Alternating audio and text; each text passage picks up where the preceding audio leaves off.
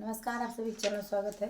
आज मैं आप लोगों को बहुत प्यारा सा, बहुत खूबसूरत सा नाच का गीत सुनाने जा रहे हैं। सुनिए, आनंद लीजिए और ढेर सारा सपोर्ट करें, हमारा साथ दें। आपको गीत अच्छा लगता है तो सुने ज़रूर फुल आवाज करके, तभी आपको अच्छा लगेगा। धन्यवाद।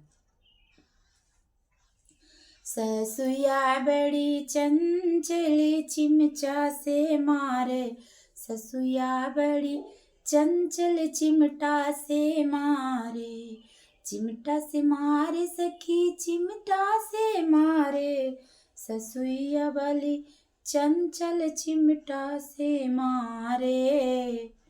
सासू के मारे हम ससुर के देखवेली, चिमटा के मारे हम ससुर लगे गईली।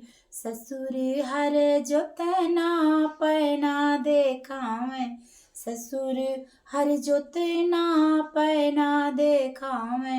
ननदी जेठ ससुया बड़ी चंचल चिमटा से मारे, चिमटा के मारे भसुर लगे गईली, चिमटा के मारे भसुर लगे गईली।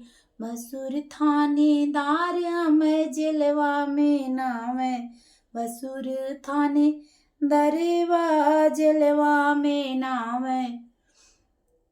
ससुया बड़ी चंचल चिमटा से मारे, ससुया बड़ी चंचल चिमटा से मारे।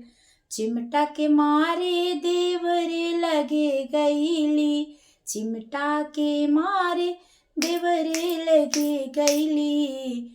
देवर बड़ा रसिया नैना लगावे, देवर इश्क बजेवा नैना लड़ावे। ससुया बड़ी चंचल चिमटा से मारे, ससुया बड़ी चंचल चिमटा से मारे। चिमटा के मारे बालम लगे गईली, चिमटा के मारे बालम लगे गईली। बलम हम दर्दी हमका बचावे, बलम हम दर्दी हमका बचावे। ससुया चंचल हम चिमटा से मारे, ससुया बड़ी चंचल चिमटा से मारे। धन्यवाद। आप सभी को हमारा गाना कैसा लगा बताइए जरूर। नमस्कार।